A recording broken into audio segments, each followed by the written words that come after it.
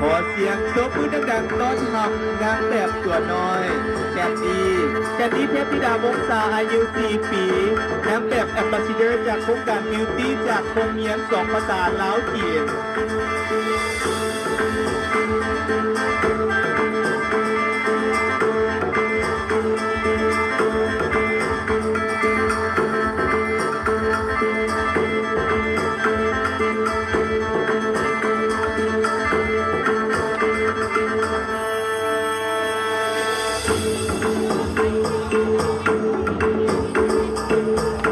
ไปพบกับนางแบบคนที่สองคุณธิดาปูลมหรือน้องกวางอายุเพียง 5 ปี มาจากโรงเรียนภูมิเมืองจันทบุรีจึงได้รับตำแหน่งรองชนะเลิศอันดับที่ 1จากโครงการประกวดของเด็กน้อยลาวในปี 2024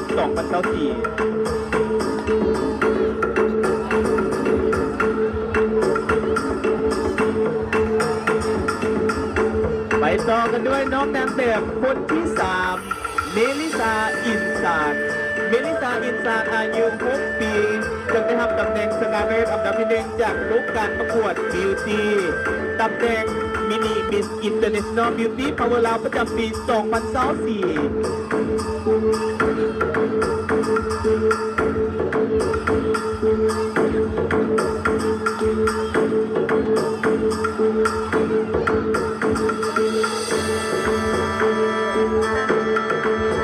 ไปต่อกันด้วยอารัญญาเพิ่มพิกุลอายุ 7 ปี มาจากโรงเรียน2 ภาษาโลโก้สีคำจึงได้รับตำแหน่งพิเศษจากโครงการบิวตี้ 2024เจดาพุทธรัตดาอายุ 5 ปีจึงได้รับตำแหน่งสายนิ่งฟ้าประจำปี 2024จากโครงการบิวตี้ซึ่งเป็นตัวแทนมาจากโรงเรียน ATS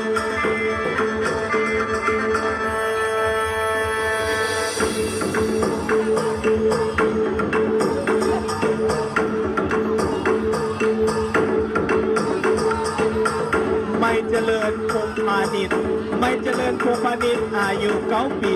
ซึ่งได้รับตำแหน่งชนะเลิศอันดับที่ 1จากโครงการประกวดของเยาวชนรุ่นที่ 1ตำแหน่ง Kid of the Year ประจำปี 2024ปาริตาไสยราชตัวแทนจากโรงเรียน2 ภาษาโลโก้สีคำอายุ 6 ปีซึ่งได้รับตำแหน่งพิเศษจากโครงการ Beauty 2024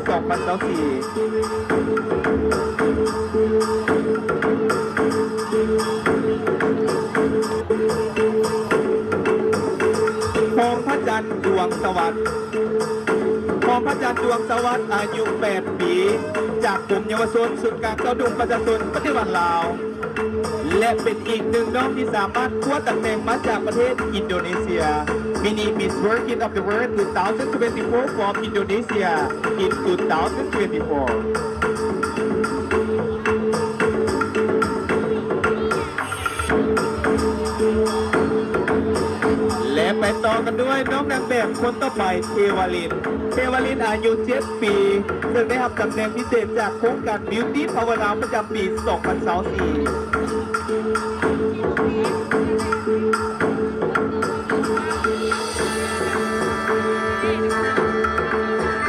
ไปต่อกันด้วยวิไลวันไซสมบัติอายุ 7 ปีซึ่งได้รับตำแหน่งสายนิ่งสตาร์ประจำปี 2024จากโครงการ Beauty Power Now ประจำปี 2024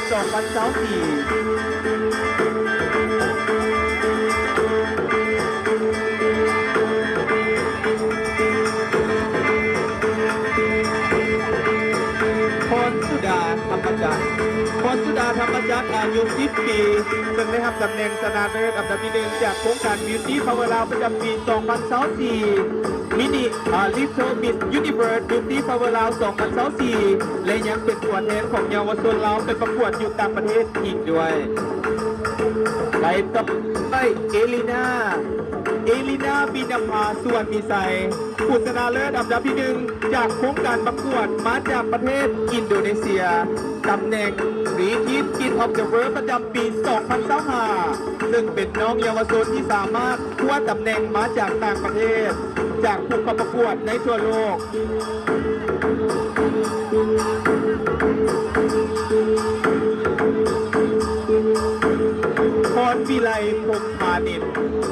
อันนิ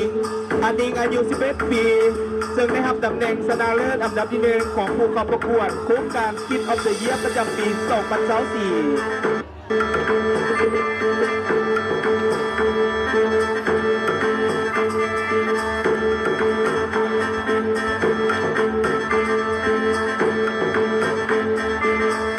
สมจิตศรีหาราชอายุ 13 ปี ซึ่งได้รับตำแหน่งชนะเลิศอันดับที่ 1 ของผู้เข้าประกวดของเยาวชนรุ่นที่ 2 Little Miss International Beauty Power ลาวประจำปี 2024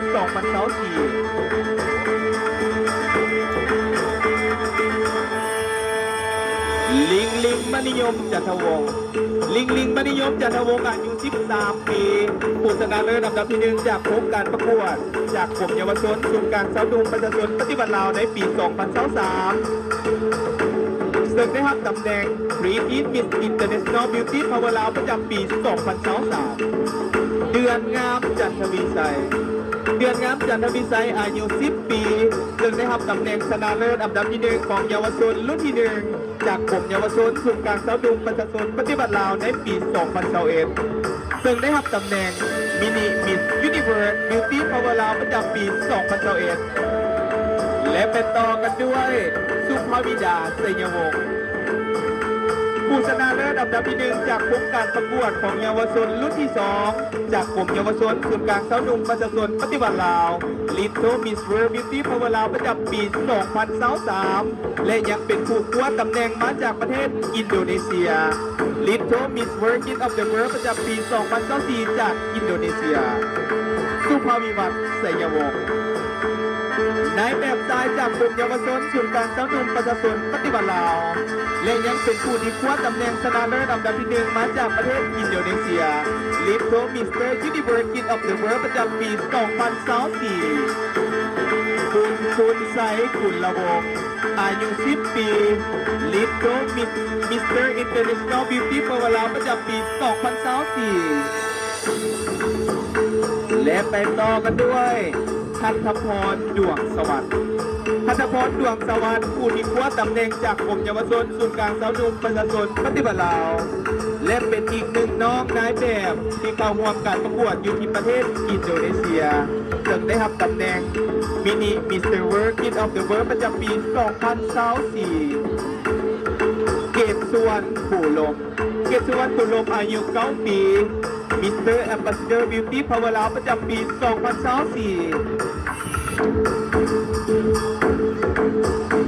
ทวีโชคมินทศรอายุ 11 ปีผู้ชนะเลิศอันดับที่ 1 จากโครงการประกวด Beauty และได้เป็นตัวแทนของเยาวชนลาวเข้าประกวดอยู่ที่ประเทศเวียดนามโฮจิมินห์และสามารถคว้าได้ตำแหน่งชนะเลิศอันดับที่ 1 และยังเป็นตัวแทนของเยาวชนลาวเข้าร่วมการประกวดอยู่ที่ประเทศอินโดนีเซียเช่นเดียวกันสามารถคว้าได้ตำแหน่ง Junior Mr. World Kid of the World ประจำปี 2024 และเป็นต่อกันด้วยน้องนายแบบจากเมืองไซเศรษฐา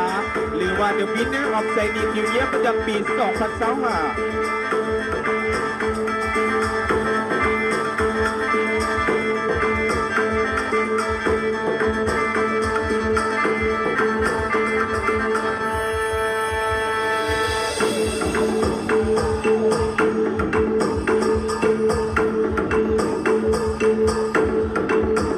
เสียงโต๊ะมือดังๆให้กับน้องๆนางแบบนายแบบในฮอบบินเล่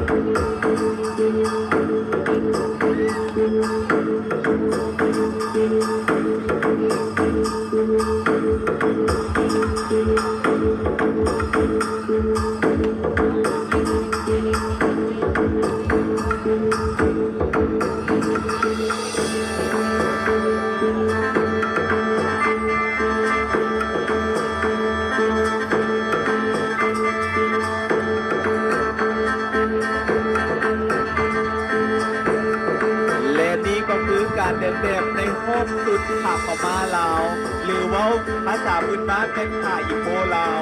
ซึ่งสมัยแต่ก่อนเมนเพิ่นเอาใส่เฮ็ดปูเนาะเฮ็ดปูเลี้ยงเด็กน้อย หรือว่าจะไปเจียลูกเนาะซึ่งว่าเฮ็ดให้ผ้าของพวกเขาเมนยังคงมีมูลค่าราคาสูงขึ้นดังนั้นโครงการบิวตี้ของพวกเขาจึงได้แนมเห็นความสำคัญของผ้าลาวแล้วนำเอาผ้าลาวเหล่านี้ผ้าอีโปหรือผ้าพม่ามาประยุกต์ให้เป็นสุดในการสวมใส่เพื่อเป็นการโปรโมทวัฒนธรรมฝ่ายลาวเพื่อเพิ่มมูลค่าฝ่ายลาวให้หลายขึ้นและนี้ก็คือความสวยสดงดงามการประดิษฐ์แต่งสุดจากน้องน้อยเยาวชนของพวกเขาและเป็นอีกหนึ่งเพลงกำลังใจให้แก่ผู้ผลิตผ้าลาวของพวกเขาและขอเชิญน้องๆนางแบบนายแบบผักผ่อนได้